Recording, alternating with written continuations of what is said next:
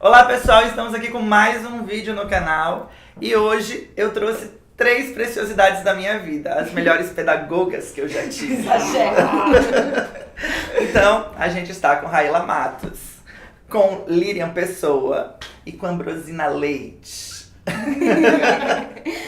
Vamos bater um papo bem bacana, cheio de relatos pessoais, de opiniões, claro, sobre o papel do pedagogo, sobre a necessidade da escola. Afinal, esse é um tema que agora está em voga, né? Apesar dos pesares, nunca a educação foi tão falada. Concordam comigo? Verdade. A gente reservou aqui algumas charges, que tá lá no post do blog, e eu quero dar um play em algumas aleatórias pra gente reagir junto. Pode ser? Então, o blog é eudemonstro.com e aqui tem algumas charges que a gente vai escutar juntos. Em especial, elas falam sobre a realidade do professor. Quem produziu essas charges foi o Maurício Ricardo. E eu quero começar com uma que é muito antiga. Ela é de 2002. Vocês já atuavam em 2002? Não, eu tinha acabado de me formar. Acabado de se formar. Ou não, perdão. Terminado o ensino médio. Eu tava achando assim, meu Deus do céu. Não, tinha terminado o ensino médio. Então, eu quero que vocês vejam e reflitam os problemas e as colocações que os personagens colocam.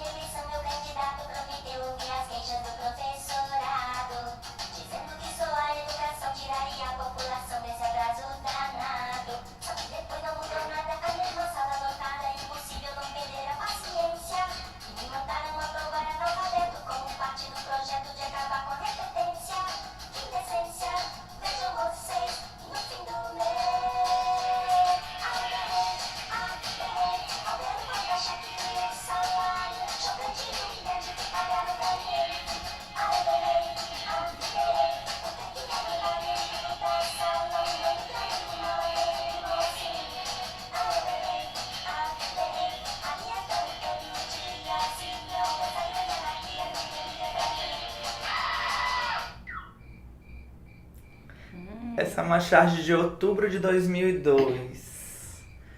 E ela é bem negativa, né? Bem triste. Eu lembro, a gente estava na faculdade, entrando na faculdade nesse período. E eu lembro dos ciclos de aprendizagem, que eu acho que era a referência que ela faz esse ciclo da alfabetização e o de sistematização. Que o estudante só podia ser reprovado ao final do ciclo de alfabetização, no terceiro ano. Terceiro ano do ensino fundamental. Aí eu acho que daí que vem esse negócio de você tem que estar aprovando o aluno. E aí... O professor era obrigado a aprovar. Era aprovar o aluno, mesmo sem condição. Quando eu voltei para a sala de aula, quando eu trabalhei numa escola de ensino anos iniciais, a gente teve essa situação também, que o estudante só poderia ser retido ao final do terceiro ano. E aí eu passei por situações de que realmente a gente via que aluno não tinha condição de passar. Não tinha condição, porque teve infrequência, não tinha condição porque realmente não estava dominando. Não tinha as competências e habilidades. Isso, não tinha condição, que a gente chamou a família, chamou a parceria, e ele não estava apto. A própria infrequência já gera isso. E aí a gente recebeu a orientação de que só ao final do terceiro ano, que somaria as frequências e ele poderia ser retido ou não. Aí de fato acaba que algumas coisas vão levando. Isso. Ainda é o sistema hoje, né? Se é professor de educação infantil, é assim ainda? Infantil. Tava para haver uma mudança nesse ciclo de alfabetização aí. Isso. Antigamente era exatamente isso. O aluno entrava no primeiro ano, completava o ciclo no terceiro. Aí a partir daí, quarto e quinto ano, ele poderia ser reprovado. Só Seria que a peneira. era o que estava acontecendo. Alto índice de reprovação quando chegava no quarto e no quinto ano. Eu fui professora do primeiro ano, assim que eu entrei no estado. E assim, era uma realidade desafiadora, porque eu entrei, fui logo pegar uma turma do primeiro ano de alfabetização, e no final do ano você vê que tem alunos que não conseguiram ter aquele desempenho tão bacana, mas por diversos fatores, por dificuldade, por questões de falta, que dificulta demais o trabalho da gente. Mas assim, era aquela coisa, né? Vamos lá, no primeiro ano, tô no processo. Então, os pais chegavam, meu filho vai ser reprovado, meu filho vai ser reprovado. Então, eles nem sabiam como era esse processo do ciclo, né? Então, assim, eles passavam pro segundo ano todos os alunos, todos. Claro. E do segundo ano passavam todos pro terceiro. Aí, quando chegava no quarto ano, acontecia o quê? Era quando o professor era apto a reprovar, né? Aprovar ou reprovar. Aí começavam Os os altos problemas. índices de Eu reprovação. pegava o quinto, eu trabalhei no quinto ano, quarto e quinto ano. E aí era justamente quando parava, né? A gente tinha que fazer a seleção, vamos dizer assim. E aí era onde a gente tinha o maior embate, porque alunos chegavam no quarto, quinto ano sem saber fazer o nome, sem entender, sem ter a menor noção de compreensão, de escrita, leitura. E aí a gente colocava a mão na cabeça, porque a primeira coisa que vinha era, ele tem déficit, ele tem alguma dificuldade de aprendizagem. Às vezes não era A maior isso. parte das vezes não. A maioria das vezes chega a esse consenso. Não, esse aluno não conseguiu acompanhar, não se desenvolveu nos ciclos anteriores porque tinha algum déficit de aprendizagem, alguma deficiência. E não era bem isso. A questão da frequência, como elas colocaram, é muito importante, né? É um destaque muito importante. O aluno passava quase metade do ano sem frequentar, mas mesmo assim passava pro próximo ano, né? E aí a gente ia recebendo, quer dizer, o aluno não teve a base necessária. Chega no quarto, quinto ano sem a base necessária e a gente tinha que desenvolver esse menino. Então a gente eu trabalhei com muito seriado, na turma normal, mas eu tinha que desenvolver vários planos de aula que era para atender as necessidades múltiplas de sala de aula, porque eles chegam com muita deficiência. E às vezes não é questão somente de déficit. Existem outros casos, mas a maioria das vezes é porque realmente passou por cima do processo, atropelou o processo. As diretrizes curriculares da educação infantil, a RCNEI, ele propõe, assim, uma abertura muito de que nessa fase inicial a criança tem o despertar, né? O momento em que ela começa a entender, e esse tempo é variado. Em compensação, no ensino fundamental 2, você sente muito essas crianças que, mesmo com quarto e quinto ano num processo muito acelerado,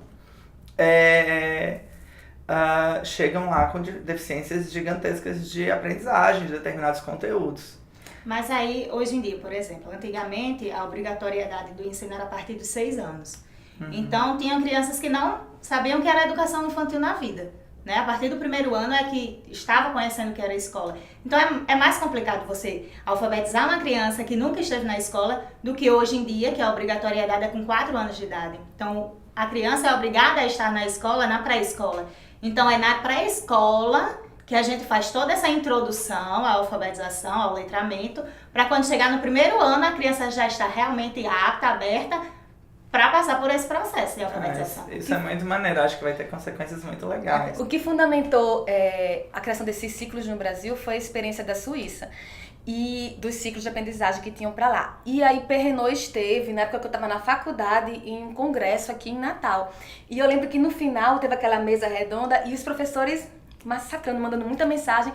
E no final ele disse assim, realmente não tinha o que fazer, porque o contexto do Brasil é diferente do contexto de lá. Então, quando a gente trouxe uma ideia, que é uma ideia muito boa para o Brasil, mas aí ela não consegue se efetivar e se realizar plenamente aqui, pelas limitações que nós temos. Uma das ideias que ele trouxe, que é no ciclo da aprendizagem, é que o aluno ele pode desenvolver. Ele não precisa, como uma criança da educação infantil, não tem sentido você aprovar uma criança da educação infantil, porque é um desenvolvimento pleno e de vez de um dia para o outro, pelo letramento, as atividades que a gente faz com eles começam a ler e escrever. Pode dizer assim, foi do nada. Não foi do nada. É uma construção que foi feita. Foi um desenvolvimento que ele passou. E isso também se espera do primeiro, segundo e terceiro ano, nesse ciclo. Por isso, a não reprovação. Mas a nossa realidade é outra. É uma proposta legal, mas que depende de vários outros fatores. Isso, né? nossa situação não é legal. Por exemplo, os meus alunos que eu tive na zona periférica de Natal, eles não tinham uma família letrada. Então não fazia parte de ler e escrever para eles da rotina, a não ser o espaço da escola. Isso pesa. Os alunos que eu tinha no contexto lá, a gente tinha salas com 25 estudantes e saindo um aluno, no outro dia já tinha outro aluno para entrar naquele lugar. Porque a demanda daquela comunidade era muito grande, era uma comunidade que está crescendo bastante na periferia de Natal. E aí a gente tinha uma demanda muito grande de estudantes, a gente não conseguia a assistência médica, o acompanhamento com psicólogo, psicopedagogo. Embora na escola tivesse sala de recurso multifuncional, não dava conta. E a gente tinha outros fatores que na periferia, que que dificultava a aprendizagem dos estudantes, que uma professora muito querida minha deu até uma luz em relação a isso.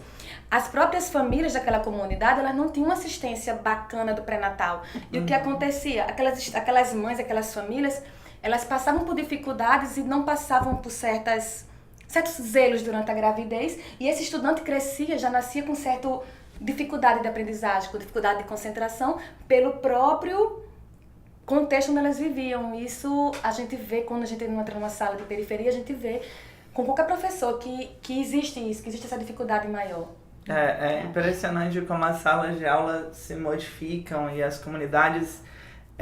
quando se fala que educação é um processo específico de um cenário, isso é muito real. Eu comecei dando aula em cursinho. Então eu tinha alunos de classe média alta, que tinham um padrão de desenvolvimento, que tinham recursos.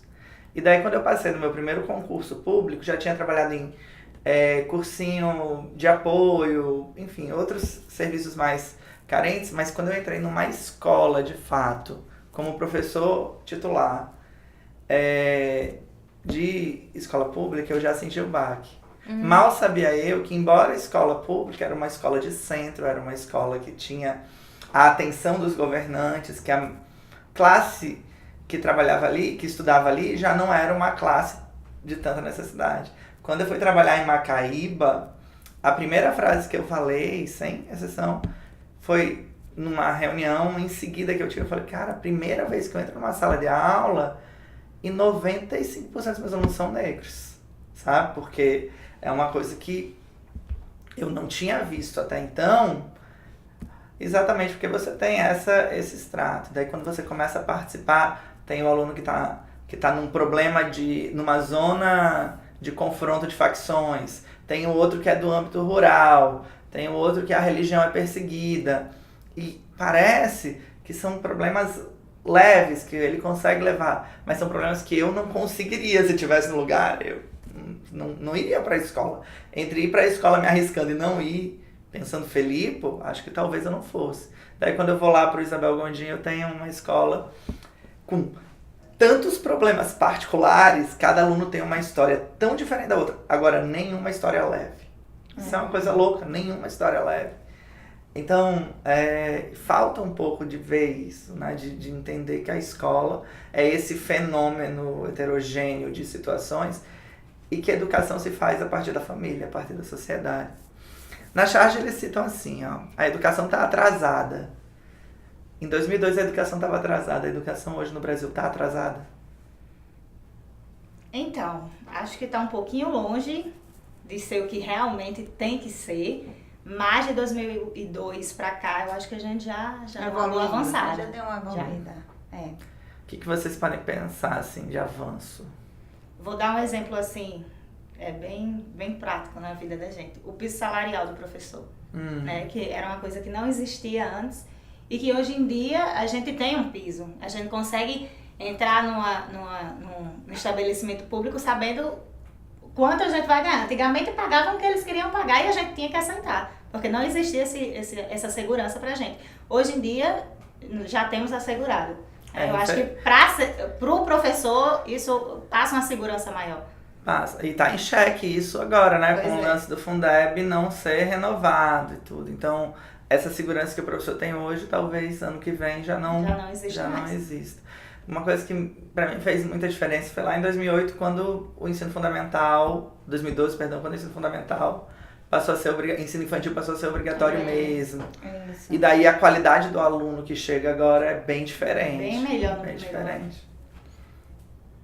Mais alguma coisa que vem na cabeça? Não lembro nada agora, não. A questão, por exemplo, da formação do professor. Eu lembro que na época que eu estudava, qualquer professor dava qualquer disciplina. Hoje já está, né, pelo menos aqui no estado, não sei, a nível Brasil, eu tô dizendo assim. Existe a necessidade da disciplina.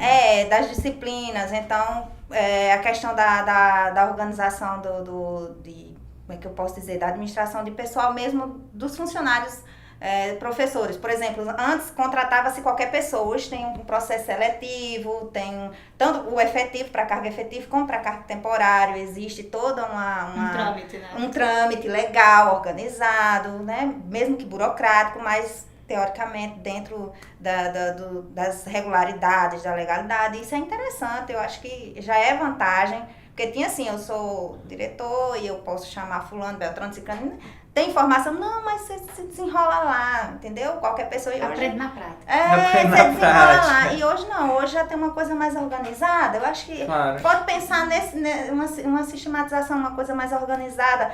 Eu vejo como um ponto positivo, um foco para melhoria. Mesmo que seja pequeno, mas faz uma diferença. Faz uma diferença essencial. Tem a Prova Brasil também. Eu não sei quando foi que ela iniciou, sendo que nesse período de 2002 para cá, ela passou a ser aplicada nos terceiros anos. Que do fundamental.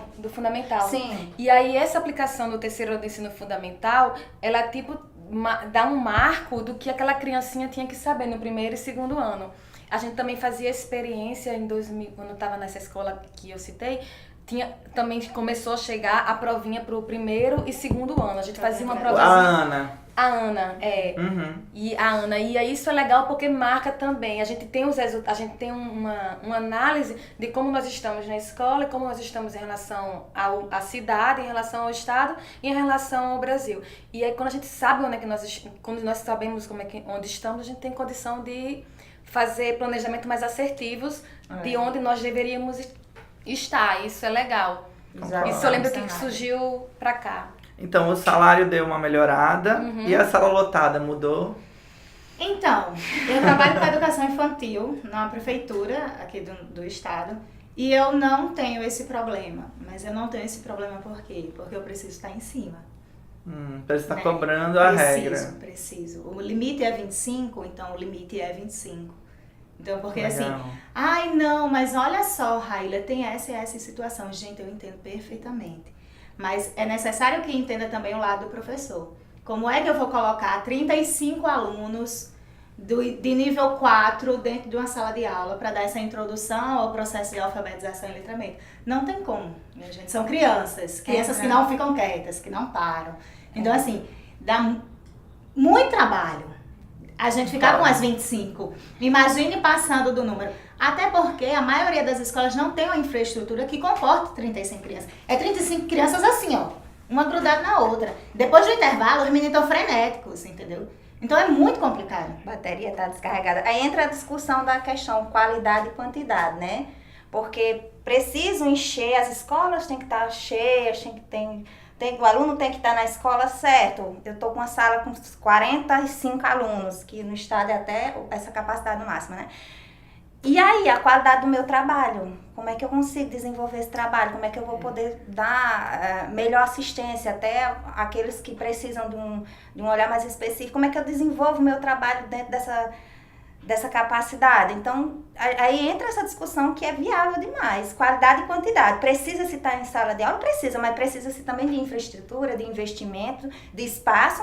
E eu preciso de desenvolver trabalhos de qualidade para que eu possa ter um resultado. No ensino infantil e fundamental 1, a gente tem esses números de alunos por sala. Quando vai para o ensino fundamental 2 e médio, existe uma sugestão, mas não é lei, né? Então, você pode colocar o aluno...